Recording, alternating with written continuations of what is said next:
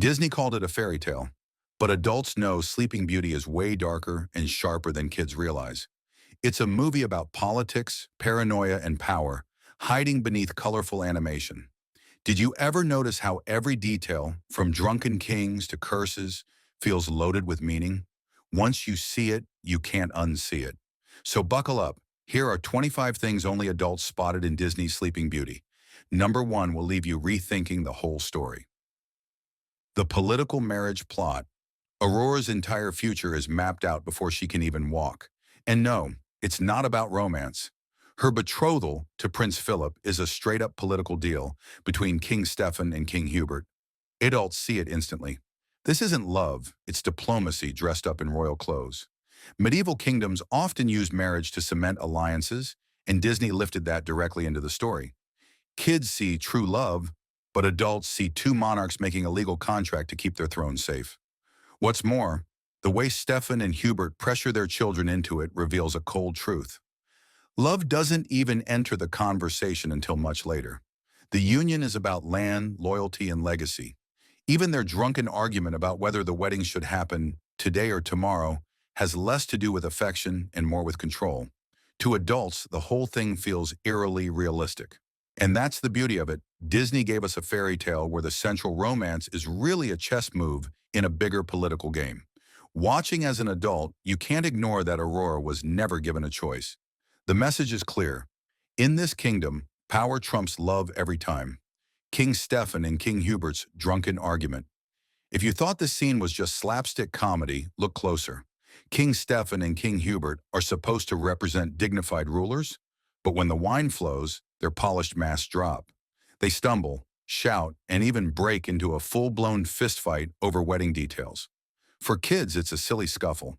For adults, it's satire. Two powerful men, supposedly in charge of kingdoms, reduced to quarreling like rowdy bar patrons. The humor is sly, too. Their argument isn't even about whether Aurora and Philip should marry, it's about the timing of the marriage. Stefan is desperate to delay, Hubert pushes for immediacy, and in the heat of the moment, all royal dignity vanishes. Their drinking only adds another layer. Disney slipped in some sly alcohol jokes, from slurred voices to exaggerated tumbles, which kids might miss entirely. Seen through adult eyes, this is Disney poking fun at authority figures. The kings aren't wise protectors of the realm. They're insecure fathers scrambling for control, letting booze and egos drive the conversation. It's a reminder that beneath the crowns, these rulers are flawed men just as foolish as the peasants they govern. In a film packed with mythic stakes, this is a sharp, almost mocking dose of realism. Maleficent's motivation.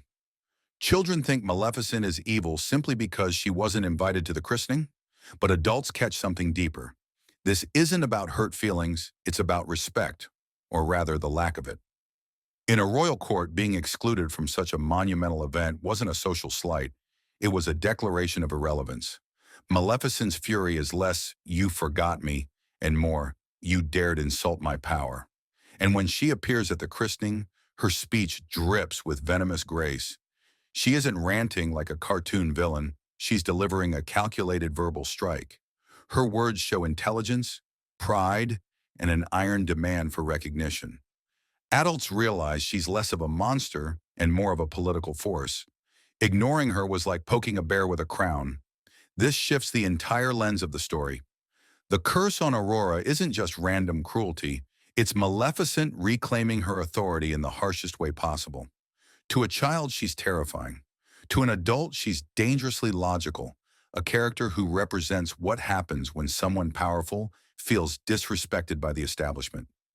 Disney's writers didn't just give us a villain, they gave us a statement about pride, politics, and payback. The curse is a metaphor.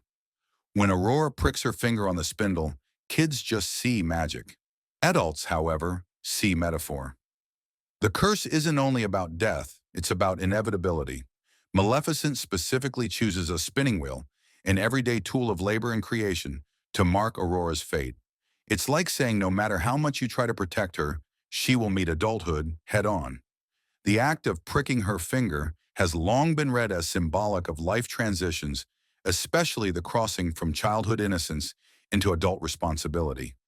Even the imagery is telling. A spinning wheel produces thread, the literal fabric of life, and Aurora's fate is tied to it. Adults recognize this as a powerful commentary. No matter how much her father burns every wheel in the kingdom, you can't erase destiny. The metaphor hits harder when you realize Aurora's curse isn't avoided, it's only delayed. She still fulfills it, no matter what. For kids, it's just suspense. For adults, it's fatalism.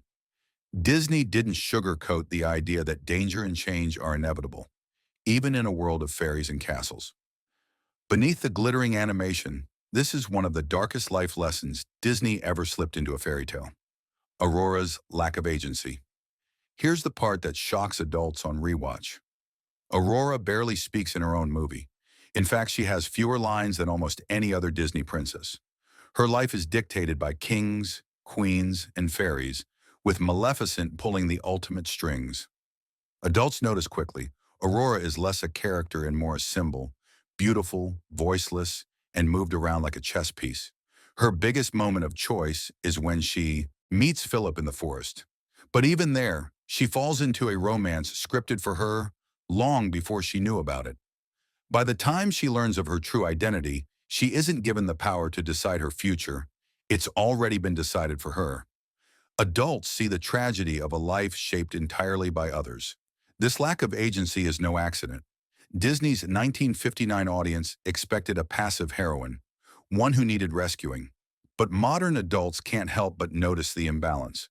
The movie isn't Aurora's story, it's the story of everyone around her. Once you realize this, it's impossible not to feel the weight of her silence. Behind the lush animation lies an uncomfortable truth. Aurora is more an object of fate than a driver of her destiny. The fairies' incompetence. As kids, the three good fairies look like Aurora's ultimate protectors. But as an adult, you realize they're hilariously incompetent. Flora, Fauna, and Merryweather are supposed to be powerful guardians, yet they argue constantly and make reckless mistakes. Their biggest blunder? Raising Aurora in hiding without using magic, then blowing their cover on her 16th birthday by fighting over the color of a dress. Their bumbling actually enables Maleficent's plan. Think about it. The fairies waste years trying to disguise Aurora, only to forget the most important day of her life. Worse, their magic duel over make it pink, no make it blue, literally lights up the forest like a beacon for Maleficent's raven. That bird didn't need magic, it just followed the sparks of incompetence straight to the cottage. Adults see this for what it is, a sly parody of overconfident authority figures. The fairies talk big, but when it comes to execution, they're closer to comic relief than true saviors. Without Prince Philip swinging the sword, their magic alone wouldn't have won the day. Kids see them as lovable aunties. Adults notice they're the embodiment of well-meaning but flawed caretakers. Disney knew what it was doing, showing that even in fairy tales, protectors can stumble badly. King Stephen's paranoia. The moment Maleficent lays down her curse, King Stephen reacts with an intensity that borders on madness. He doesn't just ban spinning wheels, he orders every single one in the kingdom destroyed by fire. To children, it's a dramatic scene. To adults, it looks like authoritarian paranoia. Stephen isn't protecting Aurora so much as lashing out in fear, punishing an entire society for one threat. The imagery is striking. Flames roar as wheels are tossed onto bonfires, smoke choking the skies. For adults, this evokes historical moments where leaders tried to control fate by destroying tools, books, or symbols of perceived danger. It feels less like a protective act and more like censorship and control. Stephen isn't just a worried father, he's a king willing to dismantle livelihoods. After all, spinning wheels were essential for cloth and trade. His paranoia doesn't even work. Despite the destruction, Aurora still finds a spindle hidden in Maleficent's lair. Adults catch the irony. Stephen sacrifices his people's prosperity to prevent a prophecy, yet destiny still wins. It's a sharp reminder that fear-driven leadership rarely solves problems.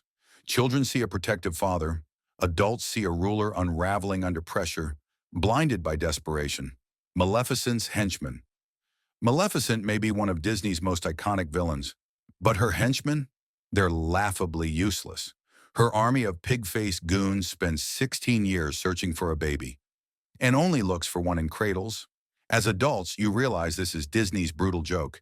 Her loyal followers are too stupid to imagine Aurora might have grown up. Kids see silly side characters. Adults see a biting commentary on blind obedience. These creatures follow orders without thinking, failing so spectacularly that even Maleficent loses patience. Her sarcasm when she discovers their mistake is legendary. "You idiots, a child!" That moment highlights her intelligence by contrast. She's a strategist surrounded by incompetence, and it enrages her. There's another layer too. These dim-witted henchmen are the perfect metaphor for corrupt regimes propped up by fools. They march, they obey, they cause chaos, but they never think for themselves.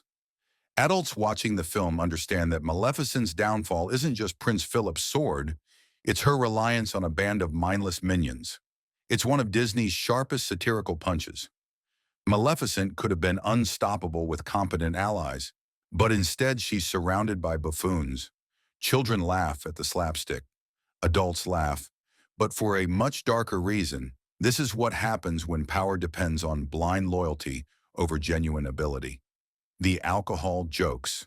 For a film marketed as a children's classic, Sleeping Beauty hides a surprising number of drinking jokes. The king's wine-fueled argument is the obvious example, but adults notice smaller touches too. King Hubert is frequently shown with flushed cheeks, slurred words, and clumsy movements that scream tipsy. To a child, it's just slapstick.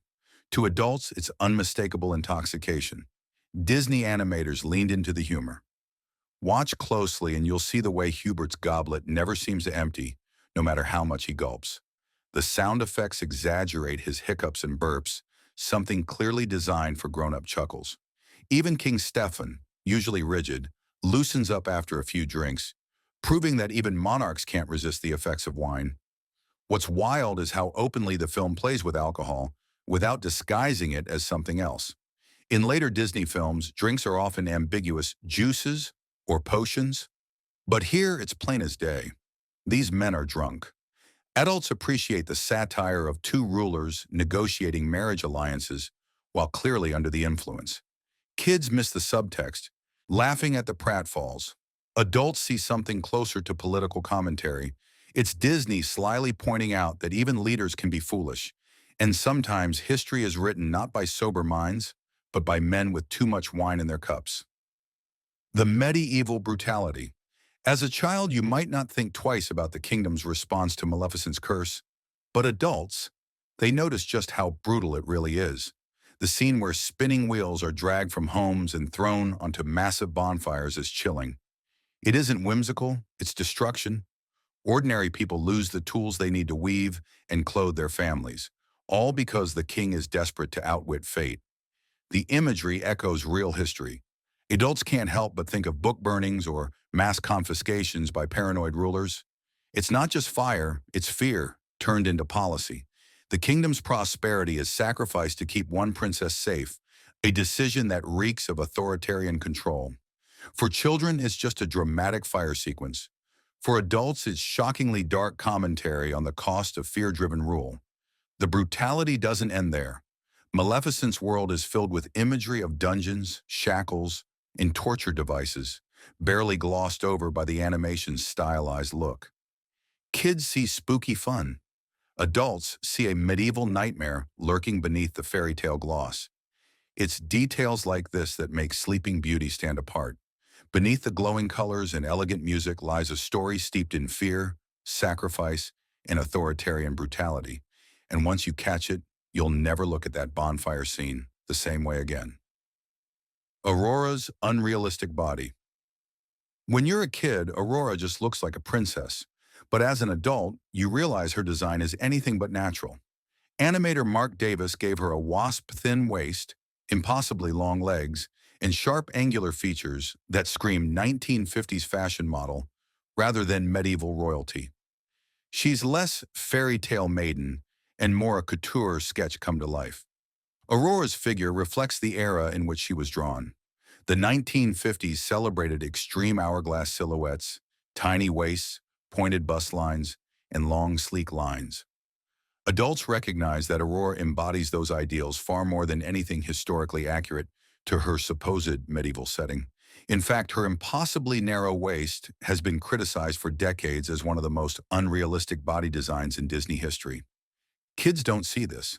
They see flowing gowns and twirling dances. Adults can't help but notice how Aurora is designed as an idealized object, not a relatable human being. Her body becomes another way in which she has no agency. She's literally sculpted to look perfect, frozen in a form that was more about beauty standards than personality. It's subtle, but it matters. When you rewatch as an adult, Aurora's design isn't just pretty, it's a telling reminder of how even fantasy films were shaped by the beauty, expectations of their own time. Prince Philip's abduction. For kids, Prince Philip's capture by Maleficent is just another obstacle before the final showdown. But adults see how dark the sequence really is. He's chained in a dungeon, mocked and taunted while Maleficent gloats about how Aurora will sleep for 100 years. She describes in chilling detail how Philip will grow old and die, powerless, while Aurora lies untouched by time. This isn't a fun villain monologue, it's psychological torture. Maleficent revels in his despair, making him imagine the horror of losing the woman he loves while trapped forever in her dungeon. She doesn't just want him gone, she wants him broken. For adults, this scene carries heavy weight. It shows Maleficent as more than a sorceress. She's a sadist, a villain who enjoys emotional destruction as much as physical. Even the visuals hammer it home. The dungeon is all iron, shadows, and smoke, with Philip bound in shackles like a medieval prisoner of war. Children just wait for him to escape. Adults notice how close this imagery is to real historical torture chambers. Disney didn't sugarcoat the menace here. Philip isn't facing cartoon danger. He's enduring something truly grim. It's a sequence that feels far more sinister when rewatched with adult eyes. Maleficent doesn't just fight him, she humiliates him. And that makes her one of Disney's most chilling villains. The dragon as a Cold War symbol. When Maleficent transforms into a dragon, kids see a thrilling monster battle. Adults, however, recognize something more. This wasn't just a dragon, it was the embodiment of unstoppable destruction. In 1959, the Cold War was in full swing, and the threat of global annihilation loomed over everyday life. To many viewers, the dragon became a metaphor for the atomic age, huge, fiery, and impossible to contain. The imagery matches perfectly. Maleficent's dragon breathes fire that scorches everything in its path, a vision of total destruction. Prince Philip's desperate charge against it can easily be read as humanity's fragile fight against overwhelming forces beyond their control. When adults watch, the parallels are hard to miss. Even the fairies' intervention feels symbolic. They arm Philip with the sword of truth and the shield of virtue, weapons that represent ideals rather than brute strength. In a Cold War context, that reads like propaganda, virtue defeating terror, morality triumphing over mass destruction. Kids thrill at the action. Adults catch the allegory. Disney wrapped a Cold War anxiety into a medieval package, letting children cheer while their parents watched a very different story unfold. It's one of the reasons Sleeping Beauty feels darker and heavier than other Disney films of its era. Aurora and Philip's awkward meeting. As children, we swoon at Aurora and Philip's romantic forest meeting, but as adults, the whole thing feels, well, awkward. Aurora has lived in isolation her whole life, raised by fairies, and suddenly a stranger appears. He grabs her hand, insists on dancing, and within minutes they're singing a duet. Kids think it's magical. Adults notice it's actually pretty uncomfortable. Aurora initially resists Philip's approach, telling him they shouldn't be together. But he persists, and the fairy tale sweeps them into romance. From an adult perspective, it's less love at first sight and more a clash of timing and pressure. Aurora has no frame of reference for relationships. This is literally the first man she's ever spoken to outside her guardians.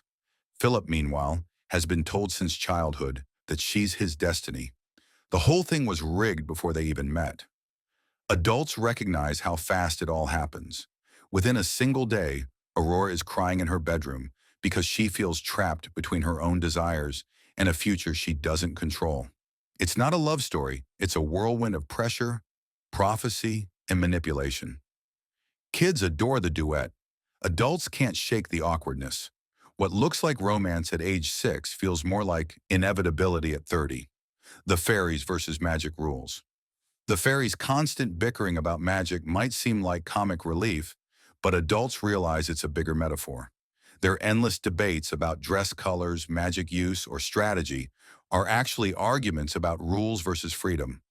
Flora insists on tradition, Fauna is hopelessly naive, and Merryweather rebels against both. Together, they represent authority figures who can't agree, even when the stakes are life or death. The funniest and most telling example is the dress color fight. On Aurora's birthday, they break their own no magic rule by conjuring a cake and gown, then immediately start blasting sparks at each other over whether pink or blue is better. Kids laugh at the colorful fireworks. Adults notice how absurd it is. These guardians nearly expose Aurora's hiding place because of a petty squabble. It's satire at its sharpest. Disney shows us that even magical protectors can get lost in triviality, missing the bigger picture. Their rules are inconsistent too. Sometimes they forbid magic. Other times they embrace it. Adults see them as stand-ins for bickering bureaucrats, more obsessed with appearances than real protection. By the end, it's clear.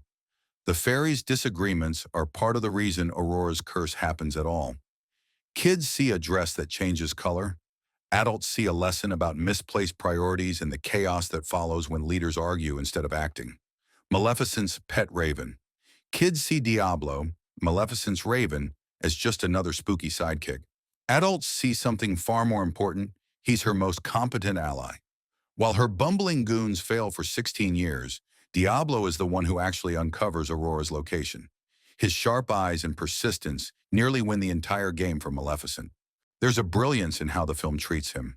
He doesn't speak, yet his intelligence is obvious through animation cues, his narrowed gaze, the way he circles the cottage, the urgency in his squawks. Adults recognize him as the real threat, more useful than an entire army. He's essentially Maleficent's secret police, watching silently, reporting everything. When the fairies finally turn him to stone, the victory feels almost too easy. Adults realize that without Diablo, Maleficent is suddenly blind.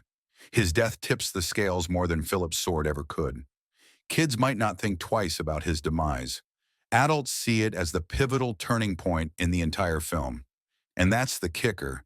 Disney snuck in a villain's henchman who's not just decoration, but the sharpest mind in the lair. He's loyal, effective, and terrifyingly competent. Adults can't help but notice, if Maleficent had 10 Diablos instead of a castle full of idiots, Aurora's fate would have been sealed forever. The castle architecture. As a child, you see towers and turrets that look magical. As an adult, you realize Ivan Earl's background designs are something else entirely.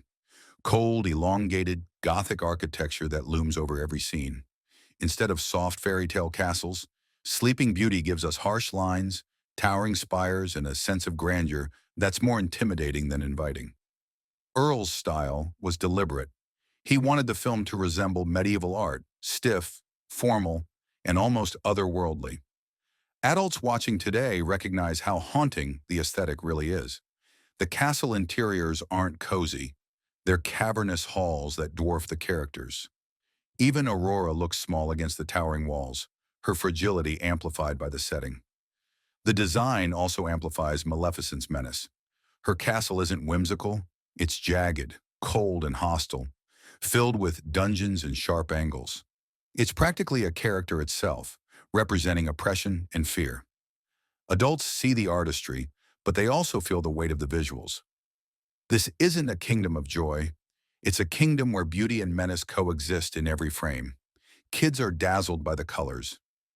Adults feel the chill of history, realizing that this is one of Disney's most visually intimidating films.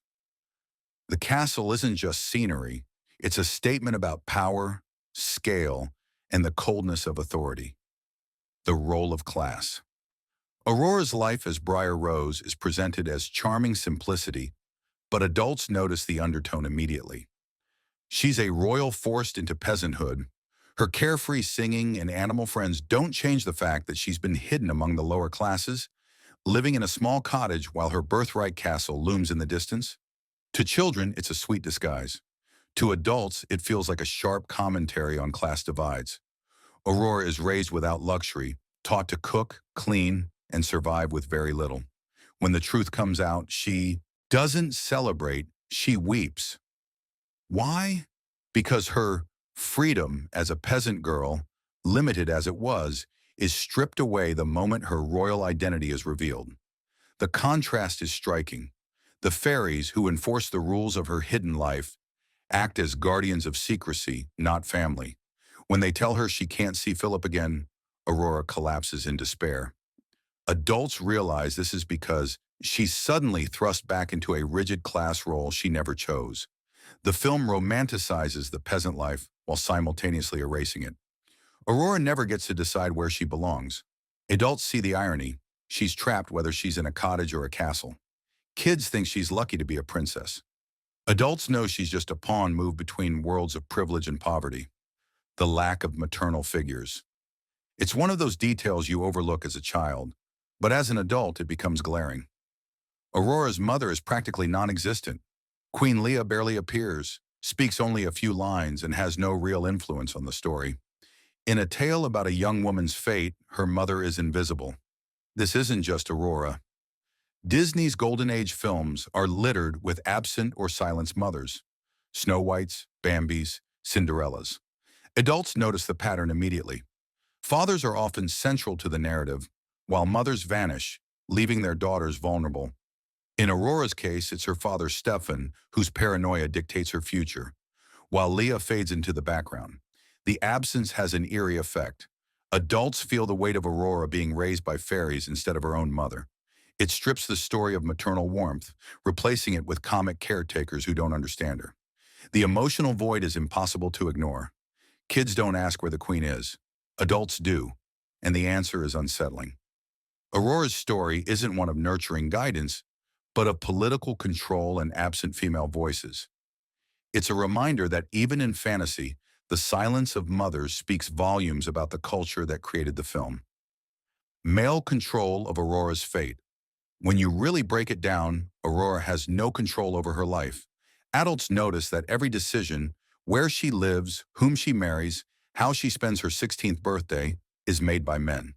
King Stefan dictates her future, Prince Philip is chosen as her husband, and even Maleficent controls the terms of her curse. Aurora herself is almost irrelevant in her own story. As Briar Rose, she enjoys a brief taste of independence in the forest. But even that's an illusion. The moment she expresses her feelings, the fairies swoop in to remind her of her duty. She doesn't get to decide whether she loves Philip or not. The marriage was arranged long ago. Even her magical awakening comes from Philip's kiss, not her own strength. Adults see the film less as Aurora's tale and more as the tale of men and fairies shaping her destiny. She is a prize, not a participant. And once you notice it, it changes the whole film. Aurora isn't the heroine, she's the object everyone else fights over. Kids believe in the fairy tale romance. Adults recognize the imbalance. Aurora's story is less about happily ever after and more about how power, politics, and control can erase a voice entirely. The true love's kiss problem. Kids see the kiss as pure magic. Adults see something much more complicated. Aurora is asleep, completely unable to consent, yet Philip kisses her anyway. In the 1950s, this was portrayed as the height of romance. Today, adults recognize the unsettling undertone. Aurora has no say in the act that defines her future. It raises big questions. Is Philip truly her savior, or just fulfilling a role imposed on both of them since birth? The kiss is presented as destiny, but really it strips Aurora of her autonomy yet again. Adults can't ignore how the film leans heavily on the idea that a woman's fate hinges on being rescued by a man. The irony is that the fairies' magic, not Philip's bravery, clears his path to her. They guide him, free him, and arm him with weapons.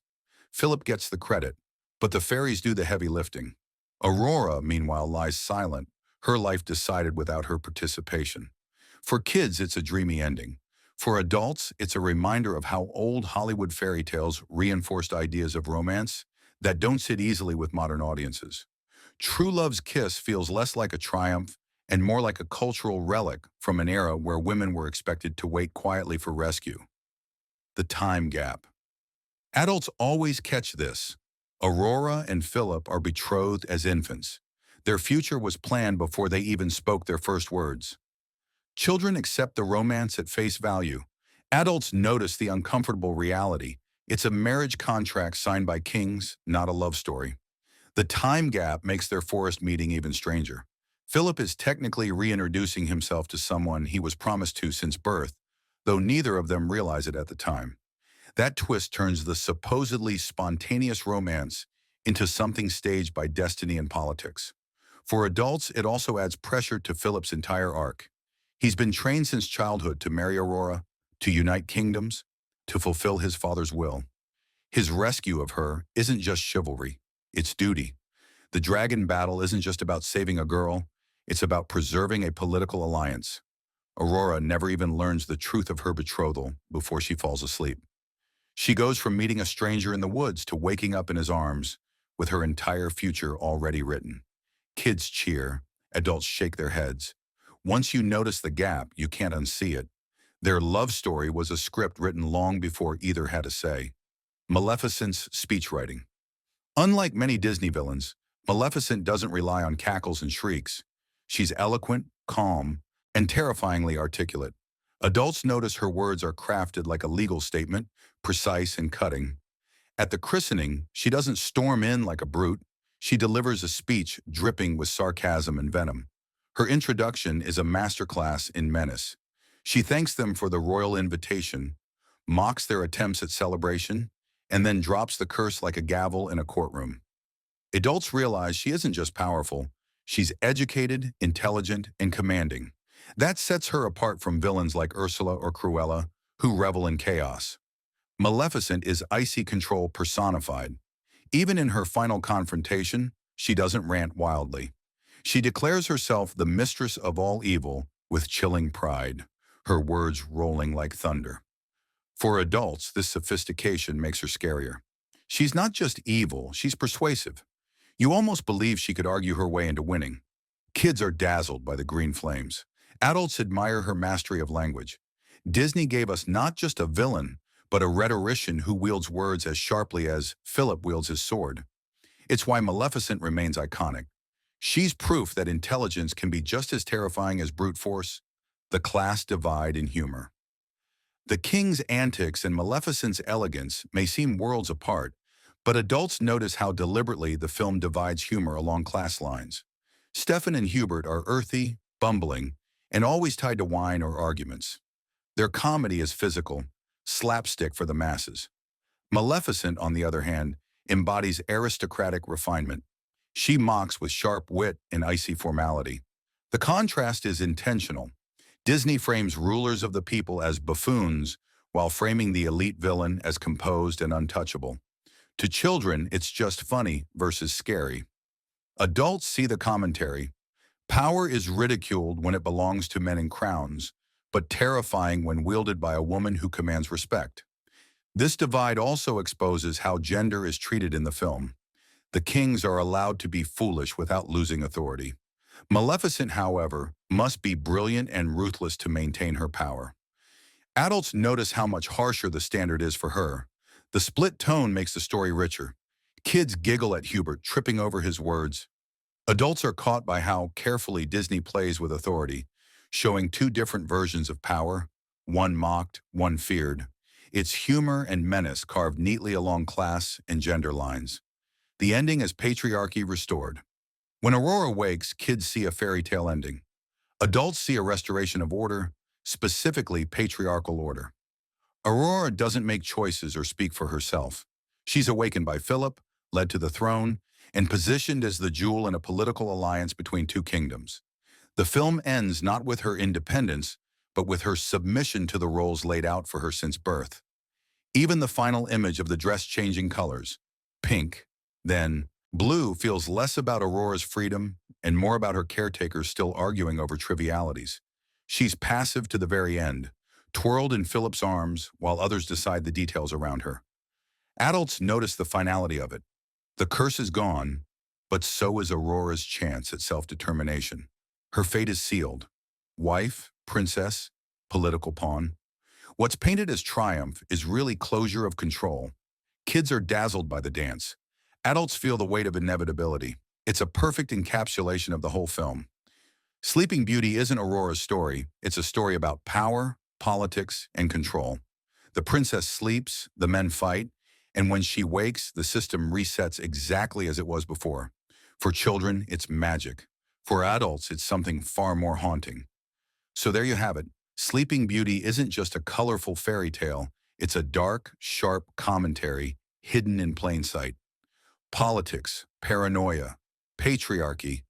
It's all baked into a movie you probably watched before you could even spell princess. Now that you've seen the adult version of the story, what detail jumped out to you the most? Drop your thoughts in the comments, hit subscribe for more hidden Disney breakdowns, and tell me, what should we dissect next?